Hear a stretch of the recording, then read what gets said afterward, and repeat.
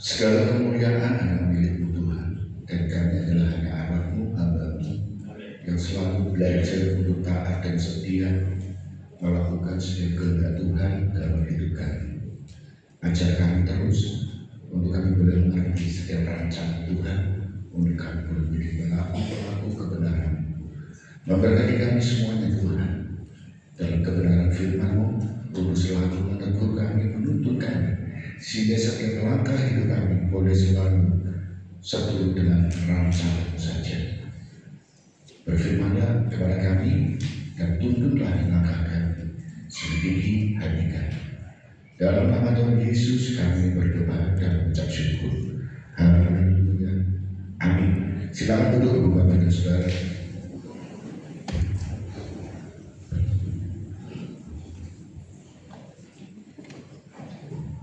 Shalom. Shalom. Puji nama Tuhan, kita boleh berkumpul lagi beribadah, berdevosi bersama, berbakti, dan kita boleh belajar menyembah Tuhan dan memuji Tuhan. Biarlah apa yang menjadi isi hati kita boleh selaras atau sefrekuensi dengan hatinya Tuhan. Ya. Kita ini boleh belajar untuk melakukan setiap rancangan Tuhan sehingga hidup kita boleh menjadi satu frekuensi. Nanti pujian dengan kakak, pemuji ya kan. Mari kita satukan dalam satu frekuensi dengan Tuhan. Bukan Tuhan yang menyamakan frekuensi dengan kita, tapi kita harus belajar menyamakan frekuensi kita dengan frekuensinya Tuhan. Oleh karena itulah kita perlu selalu mengasah, itu memiliki kepekaan. Di dalam doa-doa kita itu sangat penting, karena di dalam doa bukan kita memaksa Tuhan, tetapi kita mempersiapkan hati kita untuk boleh selaras atau satu frekuensi dengan kehendak Tuhan di dalam hidup kita. Jadi kalau ada orang mengatakan bahwa doa itu kita bisa memaksakan Tuhan, sebenarnya adalah doa adalah kehendak Tuhan, rencana Tuhan untuk kita. Itu pasti. Persoalan utama adalah ketika kita sebagai manusia yang terbatas tidak bisa memahami betapa luasnya, betapa dalamnya karya Tuhan, kehendak Tuhan, cara Tuhan di dalam hidup kita. Sehingga kita senantiasa berpikir, oh ternyata doa dijawab, karena Tuhan sudah menyiapkan jawaban untuk kita, untuk kehidupan kita. Oh ketika kita berdoa jawabannya ada, Tuhan sudah memberikan kehendaknya untuk kita. Kalau kita hidup benar, kita hidup selaras, kita hidup sesuai dengan jalannya Tuhan, hidup kita boleh satu frekuensi dengan kehendak Tuhan, maka jawaban Tuhan itu, kehendak Tuhan itu sudah kita di depan kita. Yang menjadi persoalan utama adalah seringkali kekhawatiran kita inilah yang membuat kita semakin jauh. Suatu contoh sederhana. Sebenarnya kalau saya ingin mengambil ini, posisi ini, kalau saya lurus saudara, paling 2 langkah itu 2 nyampe. Tetapi kalau saya saya khawatir, akhirnya saya berbelok, kalau saya lurus saya berbelok berapa derajat, lurus jauh, benar, ya kan? Karena apa? Kita ini kekhawatiran kita dan kita menggunakan cara kita. Padahal kalau kita melakukan menurut hanya Tuhan, itu hanya 2 langkah. Tapi karena kita khawatir, bukannya lurus, tapi kita berbelok berapa derajat, tambah jauh. Itulah sebenarnya maka yang perlu kita asah adalah membangun frekuensi dengan Tuhan supaya kita dapat. Nah, saudara yang kasih Tuhan Yesus Kristus, pada pagi hari ini kita akan belajar satu topik yaitu yang saya bahas tentang membohongi Tuhan. Sadar tidak sadar, seringkali kita ini terkadang itu membohongi Tuhan. Firman Tuhan katakan bahwa Tuhan itu tahu isi hati kita. Sebelum kita mengatakan, Tuhan tahu. Dan kita sebagai manusia seringkali perkataan kita dengan hati kita tidak selaras. Firman Tuhan yang kita bukan kita belajar firman Tuhan, betul. Tapi firman Tuhan itu seringkali kita belajar itu hanya sekedar apa? Firman Tuhan itu hanya sekedar kita belajar hanya di dalam otak kita. Ketika kita belajar firman Tuhan, kita mempelajari ataupun kita kuliah, ngambil biologi atau apapun, Tetapi hanya sekedar memuaskan otak kita, akhirnya kita merasa diri kita perlu membangun arah batin. Hanya membedakan bahasa ini berbeda-beda. Kita tidak bisa menyamakan bahasa. Di dunia ini banyak bahasa. Kita tidak bisa memaksakan pendapat orang satu dengan yang lain. Karena apa? Orang punya hikmat sendiri-sendiri, punya akal. Sehingga kita tidak bisa memaksakan kehendak kita ataupun menyamakan persepsi kita, kecuali kita berdiri di dalam kebenaran. Kebanyakan kita berdiri di dalam kebenaran. Kalau kita ingin memaksakan pemahaman kita, maka kita sadar nggak sadar kita sedang mencari pembenaran. Nah, ketika kita memaksakan pembenaran, akhirnya tidak akan sama. Di dunia ini, di dalam dunia gereja tidak ada doktrin yang sama, berbeda-beda. Karena memiliki sudut pandang yang berbeda. Tetapi selagi gereja itu memahami dan mengakui Tuhan Yesus sebagai Tuhan dan Juru Selamat, mengaku kedatangan Tuhan yang kedua kali, dan mengakui hal-hal yang disebut dengan pengakuan iman rasuli, konsili demi konsili, maka is okay. Tetapi ketika kita ingin menyamakan satu pemahaman persepsi ajaran dengan sama, gereja itu pecah. Demikian juga dalam kehidupan kita, dalam gereja kita. Saya tidak akan memaksakan saudara punya pemahaman ini, tetapi selama punya kerangka berpikir kita sama, kerangka berpikir pemahaman kita tentang Tuhan ini dipakai. Kita tidak bisa, karena orang punya persepsi dan Tuhan, Roh Kudus mengajarkan dia membuka rahasianya dia dengan baik. Kalau diajar dari dalam hatinya, Tuhan firman Tuhan itu turunkan. Tetapi kalau hanya dalam otak, maka otak kita akan menjadi tuannya, menjadi Tuhannya. Maka kita hanya berpikir kebenaran itu berdasarkan sebesar otak kita yang terbatas. Nah saudara, karena membohongi Tuhan, mungkin membidik kita. Apakah Tuhan bisa dibohongi? Tuhan tidak pernah bohong kepada kita. Tetapi kita seringkali membohongi Tuhan. Karena apa? Hati dan pikiran kita tidak kita ada berbeda. Maka yang perlu, kenapa ada kebohongan? Hati itu yang diselidiki oleh Tuhan. Mulut kita boleh manis berbicara, tindakan kita boleh kelihatan baik, tetapi hati siapa yang tahu? Hanya Tuhan yang tahu. Ketika hati dan pikiran kita tidak kita berbeda dengan isi hati kita, sadar dan sadar kita sudah membohongi Tuhan. Jadi membohongi Tuhan itu bukan hanya sekedar berbicara, berkata-kata. Kalau saya membohongi saudara semua, saya berkata saudara nanti pulang dari sini nanti saya kasih apa, apa saya traktir makan apa, bagi mungkin pulang dari ibadah mana Pak Bagul, bagi ini belum dikirim. Saya bohong karena saudara yang tahu apa saya katakan, hati saya, saudara nggak tahu saudara. Nah, ketika kita berhadapan dengan Tuhan, Tuhan itu melihat dari isi hati kita. Walaupun aku tidak berkata, tapi Tuhan tahu. Ketika aku belum mengatakan, Tuhan, lihat aku dalam hati, lihat aku dapat ini, aku dapat ini. Tuhan mencatat loh. Ketika kita ngomongnya atau tidak. Nah saudara, ada satu kisah dalam Alkitab, saudara. Itu kisah dalam Kisah Para Rasul ayat 5, pasal 5 ayat 1 sampai 4 dan ayat 7 sampai 9. Itu tentang kisah Ananias dan Safira, saudara. Saya akan baca untuk ibu bapak semuanya, atau kita akan baca bersama-sama, ya. Tentang ayat 1, Kisah Para Rasul pasal 5 ayat 1 sampai 4 dan 7 sampai 9. Kita mulai dari ayat 1 sampai 4. 2, 3. Ada seorang lain yang bernama Ananias. Ia beserta istrinya Safira menjual sebidang tanah. Dengan setahu istrinya, ia menahan sebagian dari hasil penjualan itu dan sebagian lain dibawa dan diletakkannya di depan kaki rasul-rasul. Tetapi Petrus berkata, Ananias, mengapa hatimu dikuasai iblis sehingga engkau mendustai Roh Kudus dan menahan sebagian dari hasil penjualan tanahmu itu? Selama tanah itu tidak dijual, bukankah itu tetap kepunyaanmu? Dan setelah dijual, bukankah hasilnya itu tetap dalam kuasamu? Mengapa engkau merencanakan perbuatan itu dalam hatimu? Engkau bukan mendustai manusia, tetapi mendustai Allah. Ayat 7, saudara. Kira-kira 3 jam kemudian masuklah istri Ananias, tetapi ia tidak tahu apa yang telah terjadi. Kata Petrus kepadanya, katakanlah kepadaku dengan harga sekiankah tanah itu aku jual?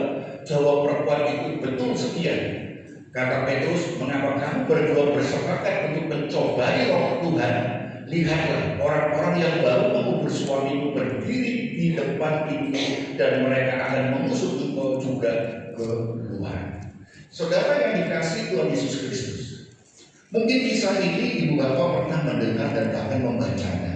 Apalagi yang guru-guru background guru sekolah minggu pernah menceritakan itu kepada anak didiknya, saudara. Saya tidak berbicara kenapa Tuhan menghukum Ananias dan Safira dengan menyambut nyawanya, karena Alkitab tidak mencatat ataupun menceritakan hal itu.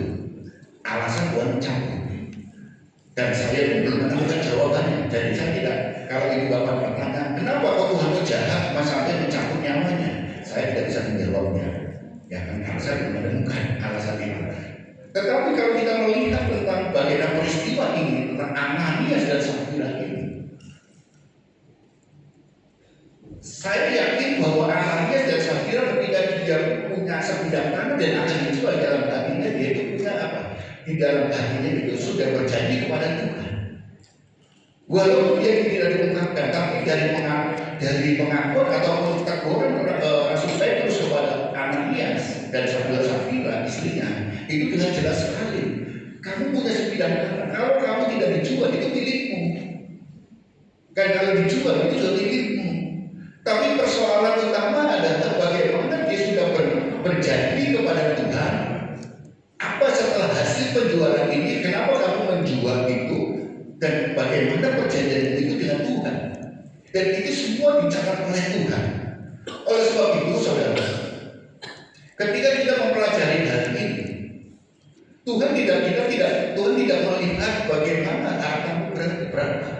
Apakah setiap milik harta kita harus kita berikan kepada Tuhan? Bukan.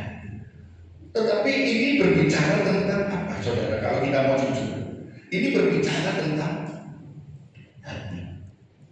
Yang dilakukan Ananias dan Safira, kalau kita lihat, karena kita tidak sadar, yang kita sembunyikan bukan soal uang, saudara. Yang disembunyikan oleh Ananias bukan masalah uangnya, tetapi soal hati. Kalau kita berbicara uang, kenapa kok masalah penjualan harta sebidang tanah itu berapa nilainya? Tuhan kan kaya raya, punya banyak, punya ini milik Tuhan, alam semesta ini milik Tuhan. Tuhan tidak melihat itu. Jadi kalau kita berbicara harta, kenapa tidak diberikan Tuhan? Tuhan tidak melihat itu. Tuhan kaya raya, semua dari milik Tuhan.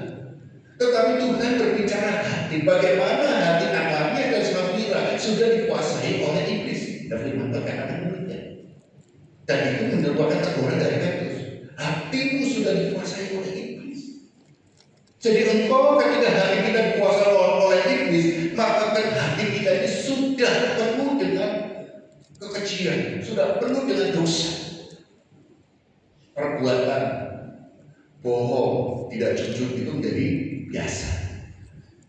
Karena dari hati itu muncul ide-ide, pikiran itu. Kalau kita mungkin secara manusia itu pikiran kita ini kadang-kadang punya pikiran membedakan antara baik dan jelek.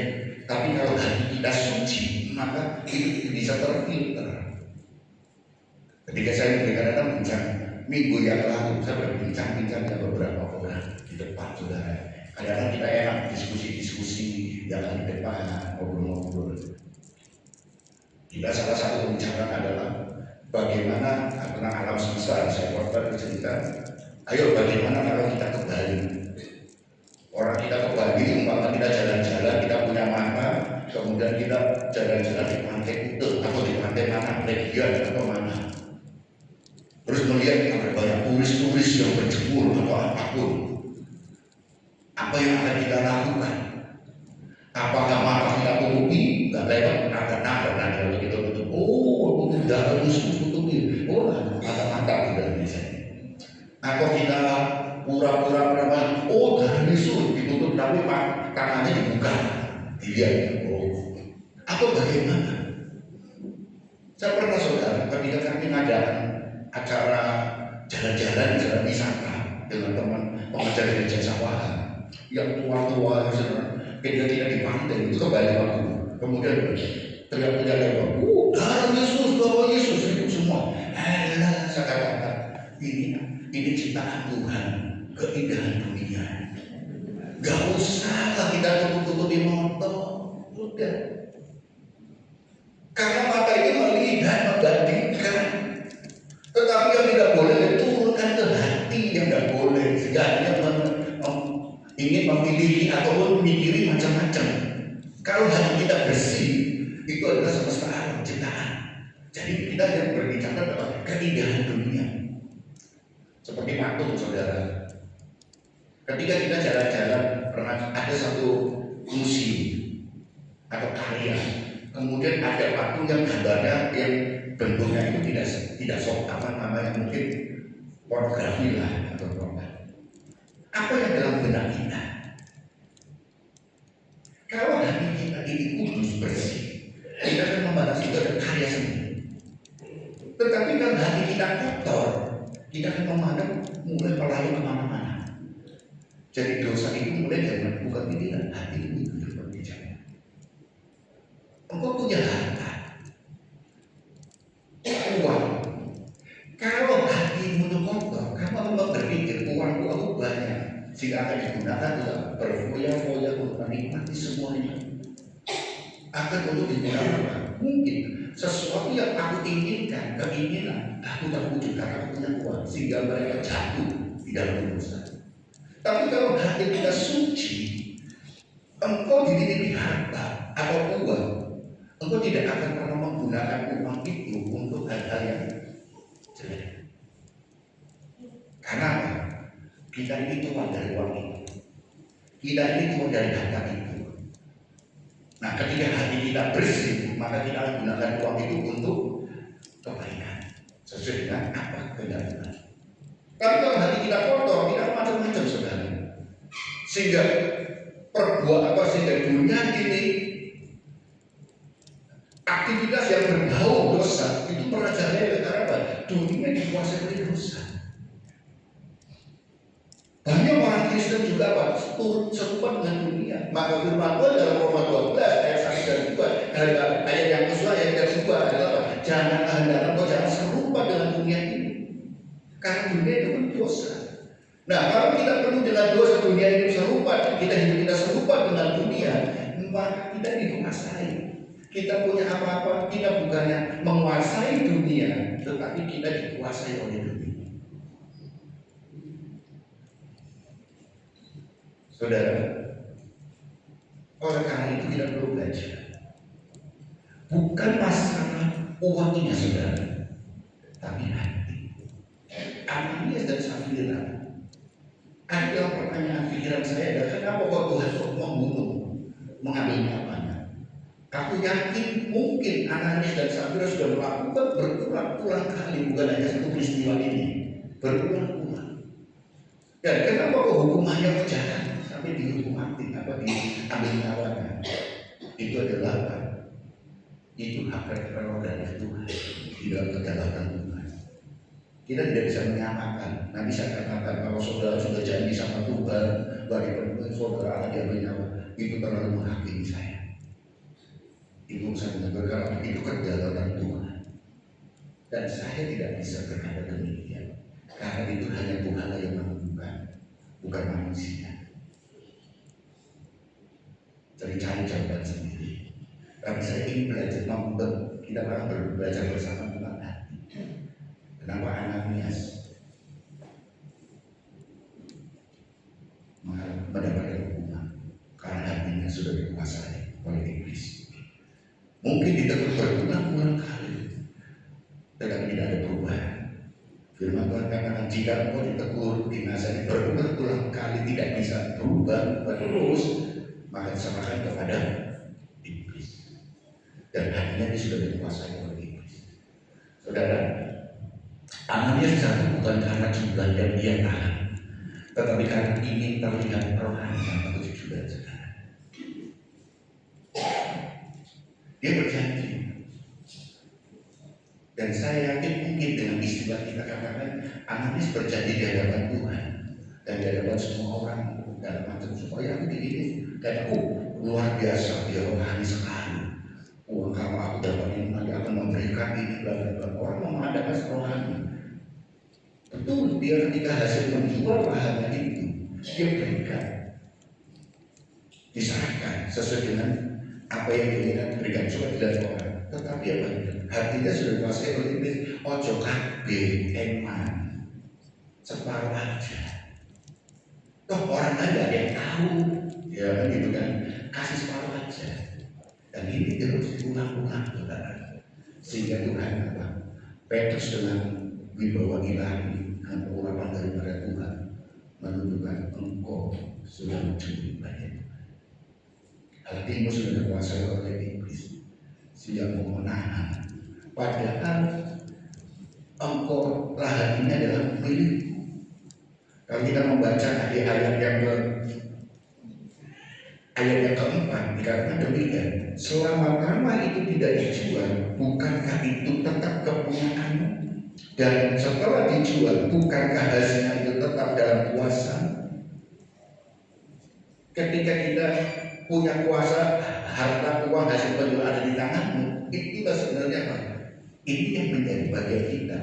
Engkau memilih apakah engkau menjadi orang yang tamak, apakah engkau orang akan menjadi pribadi yang tidak jujur di hadapan Tuhan, atau bagaimana? Itu adalah putusan decision itu di tangan kita. Itu keputusan kita. Ketika tanah itu belum laku, masih ada dalam bentuk tanah, selama tanah itu tidak dijual, itu kan ada di dalam kuasamu. Kalau dijual, hasilnya itu juga dalam kuasamu juga. Nah, ketika kita pegang itu, uang itu, hati ini yang punya otoritas. Apakah engkau hatimu itu bersih atau tidak? Itu. Kalau hatimu melekat dan satu frekuensi dengan Tuhan, kau akan gunakan sesuai dengan apa yang menjadi bagian kebenaran itu. Kalau engkau kotor, maka engkau akan membohongi Tuhan. Janji di hadapan Tuhan, itulah yang disebut dengan nasar, saudara. Petrus mengingatkan kita tidak bisa mendustai Roh Kudus atau manusia bisa dijanjikan palsu, janji palsu, tetapi Tuhan atau Roh Kudus tidak bisa dijanjikan palsu. Maka hati-hati ketika kita berjanji. Janji itu kalau kita pegang manusia, karena janji itu tidak ditepati. Tetapi ketika kita berjanji di hadapan Tuhan, Tuhan tahu. Oleh karena itu ketika kita punya DNA Tuhan, ketika kita berjanji, ayo kita belajar untuk mentaatinya, untuk mengikutinya. Kita belajar. Saudara, kenapa di dalam satu gereja saya pribadi bukan saya melarang untuk orang itu di dalam utang piutang itu hal yang wajar di dalam kehidupan manusia. Tetapi ketika utang piutang dengan janji tidak ditepati, itu bahaya di dalam gereja. Karena akhirnya apa? Orang ini akhirnya tidak takut ditagih, tidak ke gereja. Beberapa bulan yang lalu pernah saya ceritakan di beberapa pagi, saudara. Mungkin 4 bulan yang lalu lah, habis doa pagi, ada sepasang suami istri nunggu, kemudian pengen berbicara dengan saya. Kemudian berbicara kepada saya gini, Pak, saya mau pinjam uang. Itu kan jumlahnya sekian. Nanti kalau saya pinjam uang, nanti saya akan beribadah di sini, jadi jemaat karyasi. Saya mendengar itu saya ngomong, oh baik. Kebetulan memang saya nggak ada uang, baru membayar kuliah anak saya. Jadi dompet saya nggak ada. Oh maaf, tapi dengan dia ngomong, kalau aku dipinjam, aku akan berjemaat di karyasi. Saya katakan, nggak usah dulu.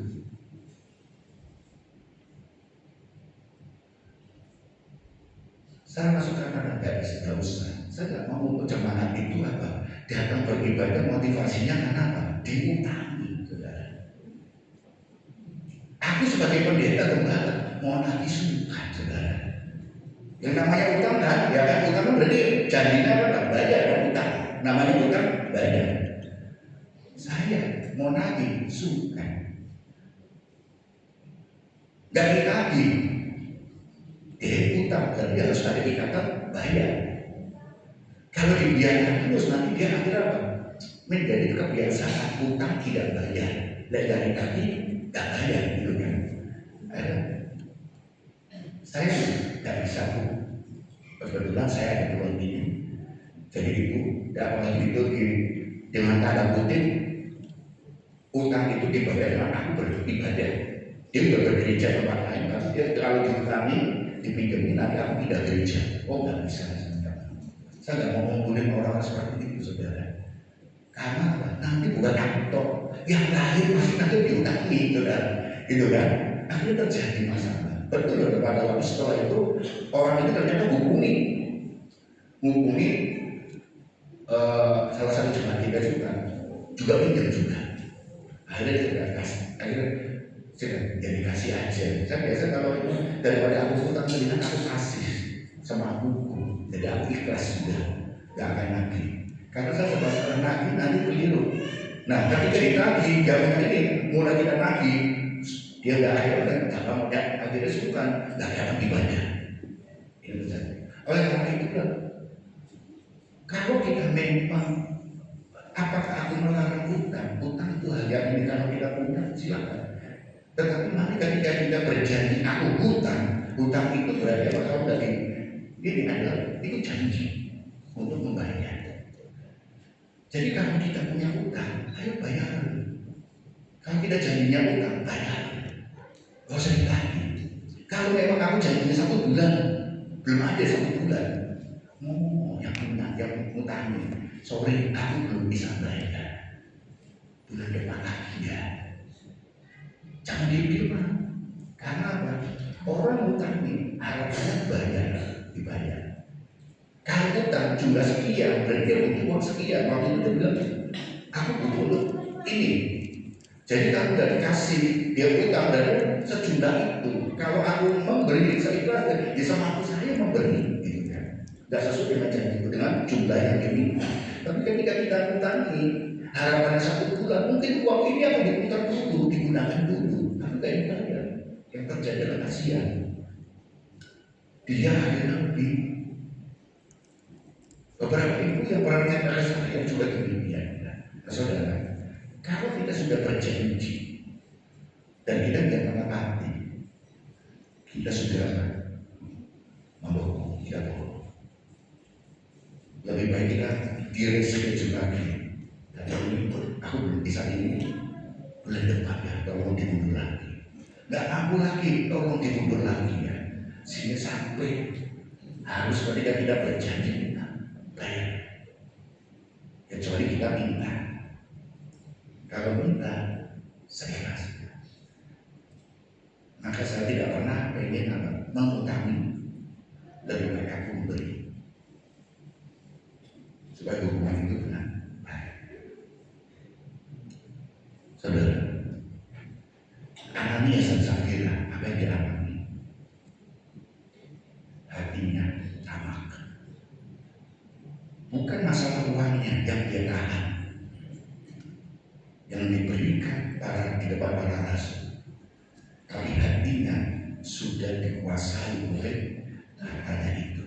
Sudah janji dia, kalau tanah mungkin kalau saya membahasakan sehari-hari, Tuhan dalam hatiku mungkin Tuhan, lek tanahku payu, bahasa saya misalnya, Tuhan lek tanahku payu, Tuhan wis nanti tak kasih 50%. Masih mungkin itu kita nggak tahu jumlahnya berapa ya kan, tapi dia sudah janji dalam Tuhan. Nah, sehingga tanahnya laku. Saudara, yang bisa menggerakkan tanah itu nggak laku, pembeli itu Tuhan sebenarnya. Jadi sadar nggak sadar, orang walaupun tanahnya bagus, tapi kalau Tuhan nggak gerakkan pembeli nggak akan. Walaupun saudara punya keahlian apa, kalau Tuhan nggak datangkan customer, nggak bisa. Karena kuncinya itu, walaupun saudara punya usaha itu tempatnya nggak etok, tapi Tuhan sudah bergerak mendatangkan customer, mendatangkan konsumen, bisa. Di sini yang punya usaha pasti memahami. Kalau kita bisa datangkan walaupun jelimet deh, tapi kalau Tuhan sudah gerakan orang belum beli, ya wis sudah setahun langsung jadi. Nah, ketika kita janji sama Tuhan, catatannya, ikatannya adalah kita dengan Tuhan. Orang yang tahu. Ananias dan Safira dia berjanji dalam hatinya, Tuhan, lihat tanahku laku, aku akan berikan sekian. Luar biasa. Dan di depan orang saya dia ngomong, lihat tanahku laku, aku tak kasih ini. Tapi ketika dia pegang uang, orang lain yang tahu cuma ini dia tahu, bisa kasih nom. Tapi Tuhan tahu. Ada sebuah gereja ya, konflik demi konflik terjadi masalah. Jadi kita hati-hati ketika kita berjanji dengan Tuhan, saudara. Nah, kejujuran yang Tuhan minta adalah apa sih kejujuran yang Tuhan minta? Tuhan tidak mencari persembahan besar, saudara. Dia mencari hati yang benar. Oleh karena itu jaga hati itu, saudara. Kalau kita berjanji seperti majikan kakak umpamanya kita minta, aku janji bulan depan segera berpati. Kalau kita nggak bisa tepati, nggak ada. Hati kita jujur, kita memang jujur, nggak ada. Datang orang itu, aku nggak bisa bayar. Bulan depan lagi ya. Jadi kita berusaha. Kalau hati kita bersih, hati kita utuh, kita bisa dipercaya, kita jujur orang lain. Tetapi kalau kita tidak sudah berjanji tapi tidak menepatinya, orang untuk percaya 2 kali sulit. Sedangkan kita adalah orang yang natur kita, Roh Kudus itu memberikan satu kejujuran kepercayaan. Dalam dunia bisnis, kalau kita itu jahat, kita tidak jujur, engkau usahamu tunggu waktunya saja. Jadi yang penting adalah saudara, Tuhan, apalagi di hadapan Tuhan tidak mencari persembahan besar. Ketika Ananias dan Safira berjanji di hadapan Tuhan, aku memberikan sekian, itu tidak boleh jumlahnya. Tapi yang Tuhan inginkan adalah mencari hati yang benar. Apa yang engkau janjikan pada Tuhan, tepati. Dan kita sebagai natur Tuhan, DNA kita dalam diri itu, DNA kita adalah DNA Tuhan Yesus Kristus. Karena kita bersaudara dengan Yesus, dan kita adalah pribadi yang sudah menjadi milik Tuhan. Apalagi kita menyebut diri kita adalah anak-anak Tuhan, maka harusnya setiap ketika kita berjanji, ayo kita belajar tepati. Memang kita ini terbatas, seringkali tidak bisa, tetapi kita sudah berusaha untuk memperbaiki, untuk meningkat, untuk jujur. Dan kita tidak ada ya. Tapi kita menjadi pribadi yang berintegritas. Ayo datang mereschedule. Dalam dunia perbankan itu juga ketika KPR apapun, ketika pandemi terjadi atau peristiwa 98 banyak terjadi suatu kredit macet. Kalau kita tidak melakukan reschedule piutang, maka kita akan disita. Maka kita harus datangi pihak bank untuk mereschedule lagi. Tuhan, aku tolong datangnya ke pihak bank, aku nggak mampu. Tolong Tuhan kita reschedule lagi ya, perpanjang atau apa. Itu akan ini. Kalau kita janji dengan Tuhan, atau kita janji kepada manusia, apa yang kita janji dengan Tuhan? Kalau kita Tuhan, ternyata aku ini, Tuhan tahu berbagai jumlahnya yang pas, tetapi apa yang kau janjikan kepada Tuhan, ayo kita berjaya. Apa yang kita janjikan juga kita berjanji kepada manusia. Karena ketika kita mengasihi Tuhan, kita mengasihi sesama kita. Maka ketika kita janji, ikatan kita dengan sesama, Tuhan mencatat, ayo penuhilah. Ketika engkau tidak memenuhi janji itu, atau kamu tidak pura-pura lupa akan janji itu, sadar dan sadar kita sudah membohongi Tuhan. Tapi kalau kita tahu, tidak jujur, kita tidak mau belajar membohongi Tuhan, kita tidak punya, Tuhan belum berkata, datang, aku belum bisa. Bulan depan ya, bulan depan lagi aku nggak bisa. Jadi apa? Jangan kita melupakan itu yang telah kita janji itu.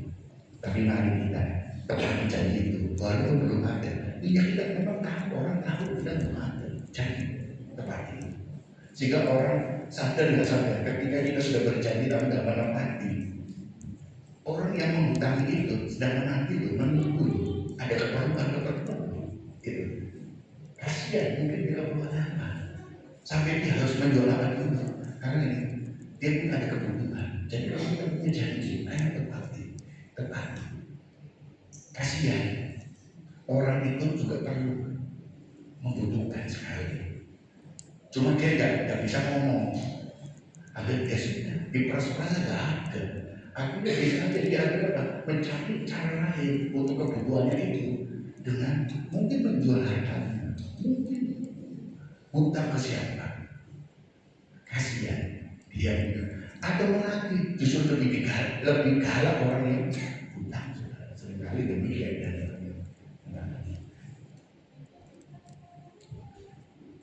Saudara kasih Tuhan Yesus Kristus. Ya, next. Mantap. Berarti kita membuka bagian hidup yang masih kita tutupi dan berkata jujur di hadapan Tuhan. Kejujuran yang diingin Tuhan apa?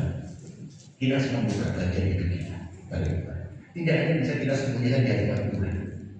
Di hadapan manusia kita bisa sembunyikan, tapi di hadapan Tuhan tidak bisa kita sembunyikan. Maka kita harus berani membuka. Karena ketika kita membuka kelemahan kita, tidak tahu kelemahan kita, tidak jujur, maka sadar nggak sadar kita sudah ingin memperbaiki segala kekurangan kita. Tetapi orang kalau ketika nggak mau jujur akan kelemahannya itu, sulit untuk berubah.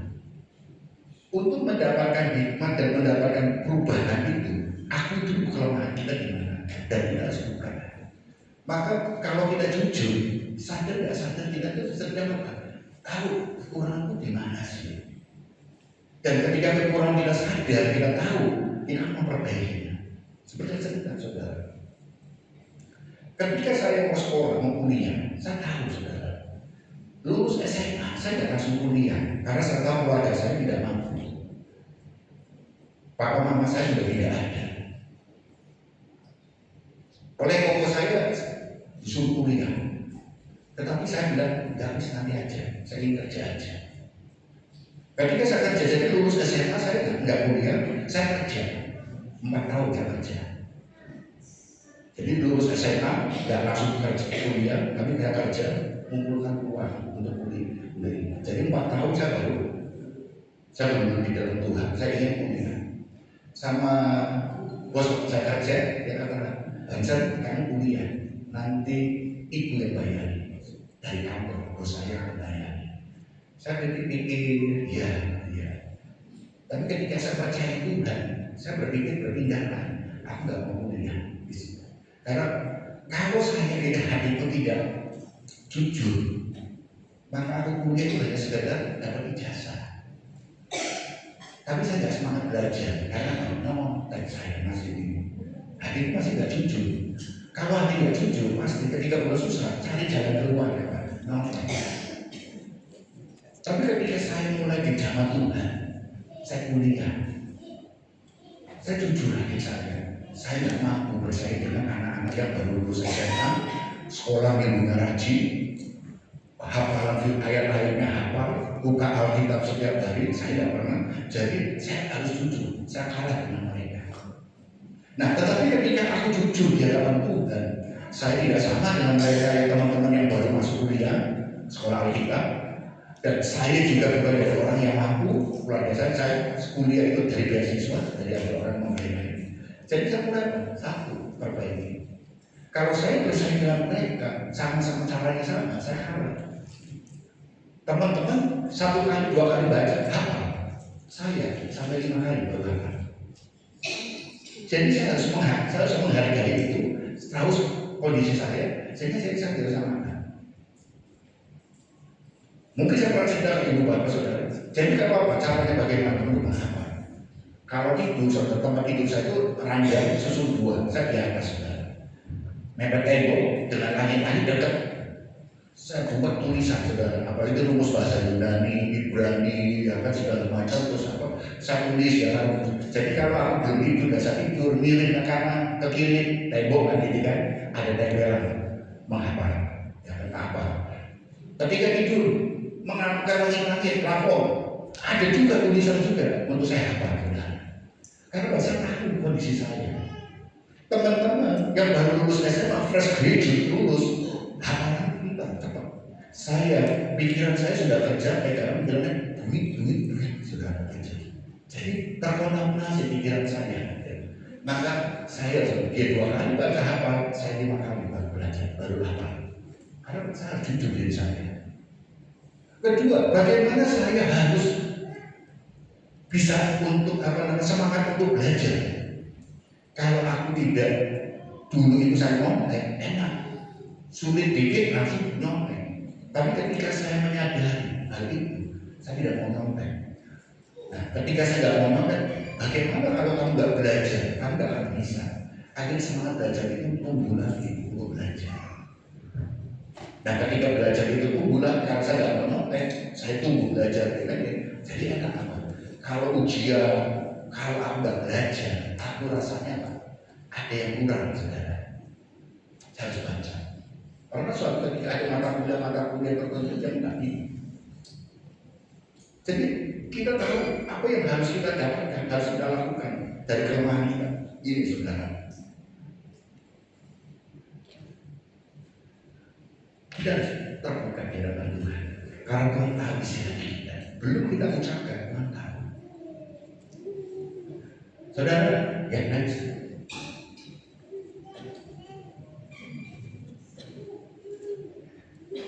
Saudara, kalau kita lihat Safira dan anaknya ketika dia punya lahan dan dia berjanji di dalam Tuhan, kalau anakku laku, aku akan berikan. Itu yang disebut dengan penasar, saudara. Di dalam Ulangan pasal 23, ya kan? Ulangan 23 ayat 21 sampai 23 karena demikian.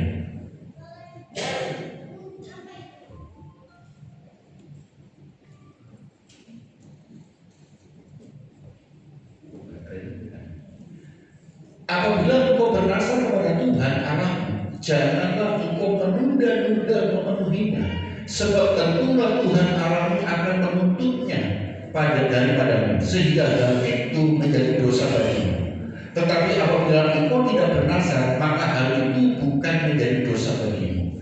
Apa yang keluar dari bibirmu haruslah engkau lakukan dengan setia, sebab dengan sukarela kau nasarkan kepada Tuhan Allahmu sesuatu yang kau katakan dengan mulutmu sendiri.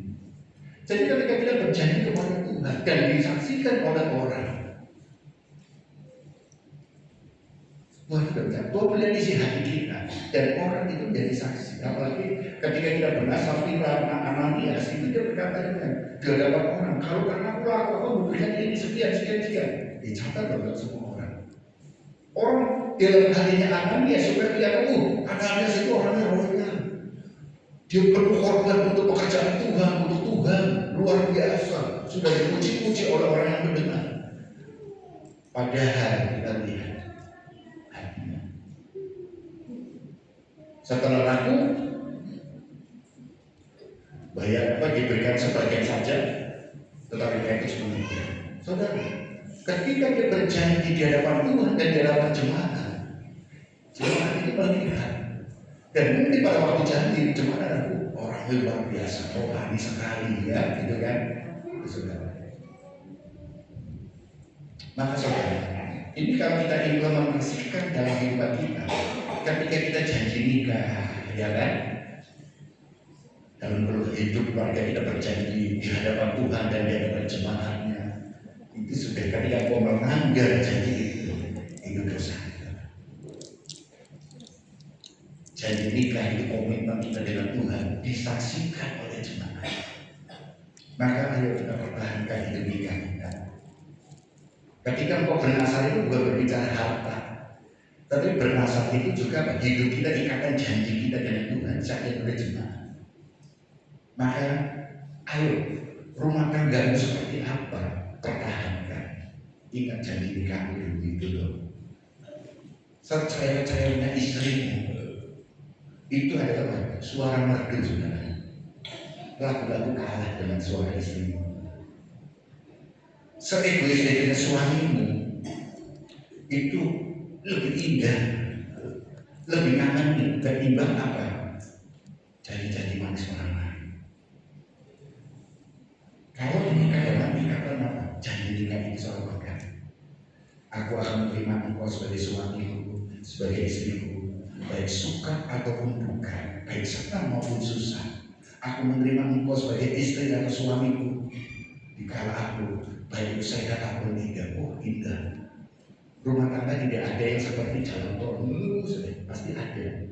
Tapi kembali ke ingat kepada apa? Komitmen dulu pada Tuhan. Janjian jemaah. Kalau engkau langgar, ingat loh, ada itu dosa. Selalu ingat janji nikah itu. Maka janji nikah itu harus selalu diingat-ingat. Ayo, mungkin bilang itu sudah janji karena diikat oleh Tuhan. Kembali, ketika kita mengalami ini, kembali ke janji nikah, kembali ke janji nikah, kembali ke janji nikah. Seperti ketika kita menerima Tuhan Yesus sebagai Tuhan dan Juru Selamat, kita dibaptis. Maka firman Tuhan dalam Paulus, ingatlah kasih yang mula-mula. Ketika kau percaya menerima kasih Tuhan itu, ingatlah itu. Ingat itu, saudara. Kalau engkau masalah itu saat bernasar itu adalah ikatan janji di hadapan Tuhan dan di hadapan saudara-saudara kita. Hati Tuhan melihat isi hati. Jadi jangan sembarang kita berkata kalau hatimu tidak ini, karena itu adalah janji, saudara. Dan Tuhan menilai itu. Saudara, ya. Apa bedanya bernasar dengan bersumpah?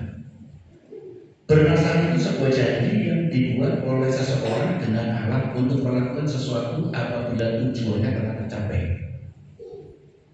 Hubungan suami istri ketika kita ini ngejar-ngejar itu biasanya kan kadang-kadang kita suami istri ketika masih pacaran, masih saling ini kemana pun diantar. Saya saudara, saya dulu dengan istri saya kemana tak antar, saudara. Gambil-gambil, ayo tak antar. Kamu lihat, ayo, tak pernah enggak, iya, ayo, ini kan ayo. Setelah nikah, kesel aku.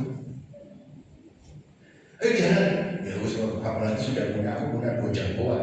Wis, klik dapat dampingi kawal mamamu, masuk kawal. Bukan pengawalan dari saya. Sekarang saya sudah punya 2 pengawal, kawal. Pas pampres pengawalan melekat. Dulu pas pampresnya 1, sekarang pas pampresnya 2. Jadi kalau BSB, kamu tahu, kunci mama sana loh. Karena ini saya langsung minta dari saudara, Liv atau apa? Kamu mau diajak mama jalan-jalan? Mau makan-makan sana? Siap. Nah, pengawal sudah siap ini. Jadi saya nggak ikut, nggak perlu. Kalau 2 orang nggak bisa, waduh, siapa sih ngawal? Pengawalannya nggak ada. Nggak mau saya ikut, saudara. Kita sering kali itu, tapi kita ada ini. Ya puji kan kemarin saya baru bertahun-tahun aku baru ke TP, saudara, kemarin. 1 minggu yang lalu saya bertahun-tahun kan. Karena aku gak ada gini, saya ke TP, saudara. Diajak hari Rabu itu, ayo. Semua itu ribut, saudara. Tumben ini mau ke TP. Iya, mau ke TP, mau makan saya dulu kan. Ternyata, itulah kadang-kadang apa? Kalau ngikutin istri yang tidak jalan sana, jalan sini, aduh, capek, saudara. Dari sini naik lantai ini, waduh, istri kan. Cuma saya nggak mau ngeluh, saudara. Turun lagi ini, wes, ribut lagi ya. Pulang-pulang pada berdemam, saudara. Tapi kita ada, itu adalah kita bagaimana caranya, saudara. Nah, janji nikah. Untuk apa? Saya nggak janji apa. Aku akan mendampingi kok jalan-jalan di TP di mall, enggak. Janji nikahnya ada di situ, saudara. Nah, tapi nanti kalau ke depan ada menikah lagi, saya memberkati nanti tak tulis janji nikahnya itu nanti supaya Mungkin nanti Mixelo ya kan tulis janji nikahnya ke situ terus kemudian saya menjanji, aku berjanji akan mendampingi kok istri atau suamiku jalan-jalan kok sampai ke Papua gitu. Ayo ucapkan enggak tenang aja, kita cincelan nanti ya. Ya saudara, jadi janji itu apa? Bernasar itu ikatan saudara. Jika tidak dipenuhi menjadi dosa. Amsal 20 ayat 5. Sedang bersumpah, pernyataan secara resmi yang bersaksi di hadapan atau menyebutkan nama Tuhan sehingga dikokohkan kebenarannya. Biasanya berhubungan dengan jabatan atau mengabiskan. Jadi bersumpah dengan bernasar. Kalau bersumpah itu biasanya di hadapan satu kelompok ataupun di dalam satu penghabisan jabatan. Tapi ikatannya sama. Bersumpah demi Tuhan. Lalu bersumpah. Nah, saudara kita lihat, apakah orang percaya kita ini boleh bersumpah? Kita sebagai orang Kristen ya, kan? Boleh nggak kita bersumpah? Di dalam Kejadian pasal 20 ayat 7 dikatakan demikian. Jangan menyebut nama Tuhan Allahmu dengan sembarangan, sebab Tuhan akan memandang bersalah dalam orang yang menyebut namanya dengan sembarangan. Nah, kita lihat dulu nanti. Yang kedua dalam Matius pasal 5 ayat 7 dikatakan demikian. Jika iya, hendaklah kamu katakan iya. Jika tidak, hendaklah kamu katakan tidak. Apa yang lebih daripada itu berasal dari si jahat. Jadi ketika kita bersumpah, pasti bersumpah demi siapa? Demi Tuhan, demi Allah. Pada firman berkata, jangan menyebut nama Tuhan Allah dengan sembarangan. Jadi kita tidak boleh bersumpah. Di dalam Matius pasal 5 ayat 7, apa kita boleh bersumpah? Firman mengatakan, buat apa kita sumpah orang Kristen? Kenapa? Jika iya, hendaklah kita katakan iya. Kita tidak boleh berbohong, kita tidak boleh asal berkata. Hati kita harus memiliki tulus, kejujuran. Kalau aku katakan iya, tepati belajar kita berusaha untuk menepatinya. Kalau kita nggak bisa, nggak bisa. Atau kita berusaha, coba dulu ya, tapi aku sampai ini, nggak usahakan. Maka kita bilang nggak bisa, ya. Jadi kita berjanji, bersumpah. Itu ada. Apa orang bisa boleh bersumpah? Nggak perlu bersumpah. Kalau kita benar-benar jujur, sehingga nggak perlu demi siapa. Karena kita udah biasa. Kalau dia ya katakan tidak, nggak ada. Tapi, oh kita kata iya. Kalau aku kata iya, nanti aku lakukan. Kalau tidak. Itulah natur kita orang Kristen, orang percaya adalah apa? Jadi apakah orang Kristen boleh bersumpah? Bersumpah itu hak orang. Tetapi kalau kita melakukan kebenaran firman Tuhan, kita tidak perlu bersumpah di hadapan apapun. Karena apa? Kita pribadi kita, kalau dia yang katakan dia, tidak. Kalau aku sudah berjanji, aku pasti akan menepatinya. Kalau aku tidak nggak mampu ya bilang tidak. Itu adalah natur kita sehingga tidak perlu kita bersumpah demi siapapun. Sekarang kita lihat dalam Matius pasal 6 ayat 19 sampai 21. Janganlah kamu mengumpulkan harta di bumi dengan cara merusakkan dan mencuri membongkar serta mencurinya. Tetapi kumpulkanlah bagimu harta di surga pengadaan harta, dan cara tidak merusakkannya dan pencuri tidak membongkar serta mencurinya. Nah itu satu perhatikan. Karena di mana hartamu berada, di situ juga hatimu berada. Kembali pada hatimu. Tadi saya katakan Ananias dan Safira, hatinya sudah dikuasai oleh hartanya, sehingga dia tamak. Dia dikuasai iblis hatinya, sehingga dia berani tidak jujur di hadapan Tuhan. Ananias dan Safira membohongi Tuhan. Oleh karena itu biarlah hati kita menjadi milik Tuhan. Harta apapun itu adalah titipan yang harus kita kelola. Itu adalah bagian yang harus kita dipercaya oleh Tuhan. Tapi jangan sampai menguasai hatimu.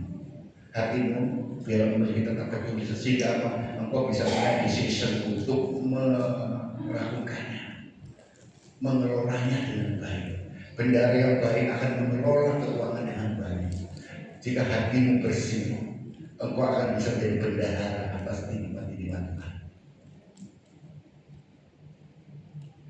Dan kita tidak perlu hal untuk bersumpah, karena ketika bendahara itu jujur, hatimu jujur, engkau tidak akan pernah untuk berbicara untuk menyenangkan orang, tapi engkau berusaha. Hati yang jujur, hati yang suci itu perjumpaan dengan Tuhan, maka engkau akan selalu berhubungan dengan Tuhan. Engkau memiliki kepekaan dengan Tuhan dan engkau akan mengelola apa yang dibuat Tuhan itu dengan baik. Hatimu tidak dikuasai oleh si jahat. Engkau akan melakukan semuanya untuk Tuhan. Bukan berarti saya ini berkata, ayo semua hartamu untuk gereja. Tuhan, hartamu itu adalah nikmat Tuhan yang engkau kelola. Dan kamu untuk mengertanya Tuhan sendiri. Karena apa? Engkau adalah bendaharanya Tuhan yang di dunia ini. Engkau tanya Tuhan. Saya berbicara demikian bukan karena aku ingin supaya engkau berkorban, tapi tujuan saya adalah supaya hatimu itu bersih. Engkau tidak dikuasai oleh si jahat. Bukan berbicara harta saja di dunia, uang apa-apa. Tetapi ketika engkau berjanji, bernasar, atau engkau bersumpah, engkau akan menjaga dengan baik-baik. Karena apa? Hatimu itu bersih, jujur. Tuhan melihat hatimu, bukan melihat apa yang kau punya. Tuhan melihat hatimu, bukan persembahan yang besar. Karena Tuhan itu mahal. Tuhan ingin hidupmu sebagai persembahan ibadah yang sejati. Bukan hartamu segala-galanya, tapi hidupmu. Nah, untuk kita bisa mempersembahkan hidup kita kepada Tuhan, maka jaga hati, karena hati itu rohnya, di mana roh Allah itu tinggal. Jika roh Allah tinggal, hatimu diberikan untuk roh Allah tinggal seluas-luasnya, maka roh Allah akan mengendalikan. Tapi ketika kau tidak memberikan roh Allah seluas-luasnya, maka kedagingan yang akan menguasai. Dan di situ persoalannya. Hati kuncinya. Berikan hati untuk Tuhan, maka Tuhan akan selalu memberkati engkau untuk jadi sumber berkat untuk siapa. Berikan hati untuk Tuhan, maka engkau bisa melihat dunia ini dengan apa? Karya Tuhan. Berikan hatimu untuk Tuhan, maka engkau akan menguasai dunia ini untuk kamu kelola, memelihara. Ingat, kita punya mandat budaya. Alam semesta ciptaan Tuhan ini dipersembahkan, dipercayakan kepada kita untuk mengelolanya. Jadi kalau kita hati kita bersih, percayalah tidak akan ada orang yang katakan hatinya bersih sampai kelaparan. Karena alam semesta inilah yang akan membiayaimu hidup ini. Jika hatimu bersih, maka pemeliharaan Tuhan akan berkata aku. Tapi kalau hati itu kotor, dikuasai jahat, hati itu tidak ada rasa puasnya, selalu kurang dan kurang dan kurang. Ketika hartamu Tuhan percayakan lebih, maka engkau akan apa? Kepercayaan Tuhan berikan hartamu itu atau uangmu itu untuk memenuhi keinginanmu. Padahal keinginan manusia tidak ada puasnya kalau dia memenuhi keinginan. Tapi kalau kita berbicara kebutuhan, maka kebutuhan kita apa sih? Makan, paling makan satu hari berapa kali? Nasi itu berapa? Yang penting bergizi itu tidak harus mahal. Jadi kita bisa hidup begitu. Tapi kalau engkau menginginkan apa? Punya hatimu tidak rasa dipuas oleh Tuhan, maka engkau akan berbicara keinginan yang kamu puaskan. Karena diri kita itu seperti baju. Kita biasa beli baju itu. Saya ingat saudara, sepatu saya itu dulu ya kan, waktu saya buat dari keluarga yang ini. Mama meninggal umur 5 tahun, saya tidak tahu. Bapak kalau sampai saya. Jadi sepatu saya punya satu sepatu. Kadang-kadang kita sekolah, maaf ya, kita punya sepatu baru pertama ya kan. Kalau sepatu baru kan teman kita sekolah ada teman-teman pinjam ya kan, itu pinjam saudara. Bahkan sepatu saya bukan sepatu kulit juga, diinjak-injak jebol. Saya ingat SMA itu, jebol, robek, diinjak-injak teman-teman gitu, robek. Waduh, sepatu ini cuma tinggal satu-satu, robek lagi. Karena sepatu bukan sepatu kulit. Akhirnya apa? Tak jahit, saudara. Dan sepatu yang sudah tak sisihkan, sudah ini, kalau ini tak jahit, saudara. Betulan saya pas kerja di Jakarta, ada sepatu koko saya, tak pek, saudara, tak minta. Karena sepatu rusak, saudara. Karena anak-anak itu nakal-nakal gitu kan, karena kita menurut kita iseng, tapi sadar nggak sadar kita merugikan orang lain. Keisengan kita itu diinjak-injak sepatunya kita. Mungkin kan, ibu bapak saudara itu pernah mengalaminya gitu kan. Akhirnya kelas itu, karena sepatu saya rusak, saya koko saya beli dengan sepatu lagi. Saya nggak kelihatan baru, saya coret-coret pakai spidol supaya tak ketok baru. Kalau ketok baru nanti diinjak-injak lagi kan. Tak coret-coret spidol, ya no, supaya tidak kelihatan baru. Nah, saya akhirnya puji Tuhan. Ketika kita kerja, kita beli sepatunya uang, kita beli sepatunya menikah. Dari sepatu asal punya sepatu, akhirnya beli sepatu kulit, saudara. Ketika kita sudah mulai dapat kerja, sepatu kulit yang murah, mungkin kita beli di Prada, mungkin murah. Oh nggak mau, kita harus punya merek apa mungkin? Merek apa sih? Kawasaki, ya kan mungkin itu kan. Terus merek apa? Kita udah beli segala macam, bukan merek beli sepatu. Ketika kita ini meningkat lagi, ya itu masih saudara. Tapi sebenarnya kebutuhan sepatu apa sih? Melindungi kaki. Tapi keinginan kita lebih, saudara. Keinginan kita lebih. Maka kita belajar hati untuk berpihak. Yang perlu menjadi refleksi diri kita apa sih, saudara? Coba renungkan, saudara, refleksi diri kita. Apa yang ada dalam hatimu? Koreksilah. Hanya saudara yang tahu itu. Kedua, apakah saudara sudah jujur di hadapan Tuhan? Koreksi. Saya tidak ingin mendapatkan jawaban dari ibu bapak, tapi koreksi diri kita. Selesaikan dengan Tuhan. Yang ketiga, apakah saudara mudah untuk berjanji, bernasar, serta sumpah? Ayo. Ketika kita berjanji, orang TNK Tuhan janji tidak belajar mengapa. Bagaimana saudara mengelola harta yang dipercayakan Tuhan? Hanya saudara dan Tuhan yang tahu. Bagaimana saudara menjaga hati agar Tuhan tetap dijaga? Itu tidak refleksi diri kita. Ayo kita berbuat perbaiki. Tidak ada manusia yang sempurna, tetapi kita adalah manusia yang mau belajar. Tidak ada manusia yang sempurna, tapi kita menjadi manusia yang mau belajar, memperbaiki segala kekurangan kita, kelemahan kita perbaiki. Nah, untuk kita bisa memperbaiki kelemahan dan kelemahan kita, jujurlah di hadapan Tuhan. Ketika kita jujur, Tuhan akan tunjukkan celah-celah ruang-ruang kosong itu untuk kita perbaiki, sehingga kita boleh semakin berkenan kepada Tuhan. Tidak ada yang sempurna manusia ini. Tetapi kita jadilah pribadi manusia yang mau belajar untuk memperbaiki hidup kita. Perkenanan Tuhan itu dengan apa? Hatimu buka seluas-luasnya untuk roh Tuhan lihat dan menguasai, sehingga pikiranmu, perkataan, tindakanmu itu benar-benar selaras, satu frekuensi dengan kehendak Tuhan dalam hidupmu. Amin. Saya undang semuanya untuk berdiri dan musik depan.